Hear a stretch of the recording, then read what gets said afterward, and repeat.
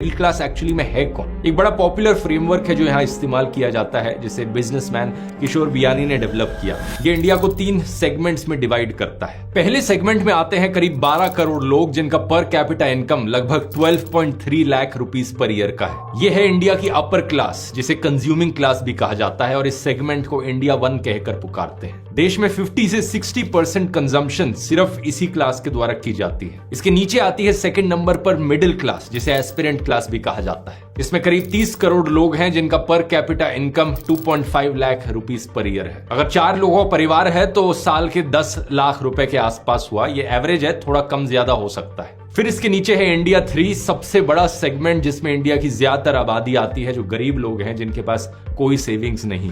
ज्यादातर Indian companies focus करती हैं अपर क्लास और मिडिल क्लास लोगों को सामान बेचने पर। अब यहाँ पर हो क्या रहा है, इंडियन कंपनीज के क्वार्टरली रिजल्ट्स में दिख रहा है कि अपर क्लास के पास तो काफी पैसा है खर्च करने को, और वो कर भी रहे हैं। ये अपर क्लास प्रीमियम गुड्स और सर्विसेज की तरफ जा रही है, लेकिन मिडिल क्लास के लोग टैक्स और महंगाई के बोझ में इतना दब गए हैं कि वो एंट्री लेवल प्रोडक्ट्स भी नहीं खरीद पा रहे हैं। यही कारण है कि ऊपर से देखोगे तो जीडीपी तो बढ़ रहा है, सरकार के पास पैसा भी बहुत आ रहा है, लेकिन मिडिल क्लास की जेब खाली पड़ी है। और तीसरा सेक्शन लोअर क्लास का, उनका तो पूछो ही मत क्या हाल है। गरीबी इतनी ज्यादा है कि उन्हें फ्री का अनाज लेने पर मजबूर होना पड़ रहा है।